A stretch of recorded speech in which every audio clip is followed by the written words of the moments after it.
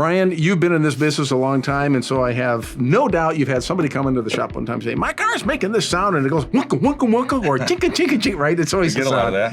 And obviously, that's probably all the clue you guys have sometimes when somebody drops something off. But so what are the steps you take as pros to then find out what that noise means? What steps do you go through, and what do you use? Great question. So the very first thing is to verify what they're hearing. Okay. Because sometimes cars make more than one noise. And we can take it and find a noise and fix it and go, well, that's not the noise I was talking about, right? So the very first thing is to find the noise, and the best thing to do is go for a ride with a person or say, have them point that noise out. Okay, makes sense. So we're on the same page with the noise. Okay. And then it's depending what we need. It's a stethoscope.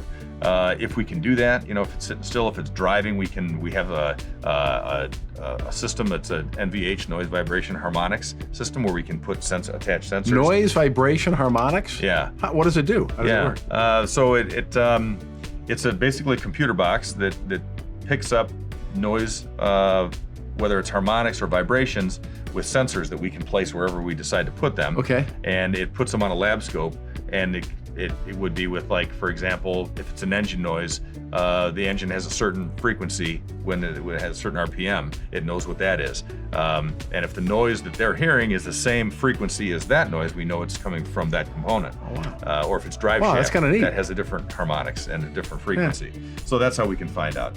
Today we had one that only made noise when it was accelerating, when it was actually like lateral G's on acceleration. So we really couldn't get it to accelerate constantly. You can't do that on the road with somebody underneath the car. So we were able to pick the front of the truck, pick the front of it up, which simulated the force going back. Yeah. And now it made the noise constantly, and we were able to find it. Oh, really neat. Something really, really. That's weird. how you guys are like detectives. You gotta You sometimes really think. It's not always creative. It's not always like really obvious and.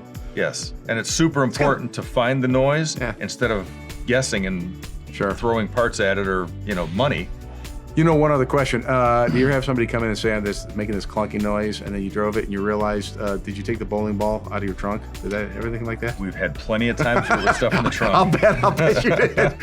I think I've probably been guilty of doing that every once in a while. So, but if you are hearing something from your car, why don't you let these guys take a look at it, or take a listen to it, or all their really groovy equipment they have to take a listen to it and find out what it is and get it fixed right. Weber Automotive. If you're not at that website, check it out, watch some more videos, and then give Brian a call and bring your car in.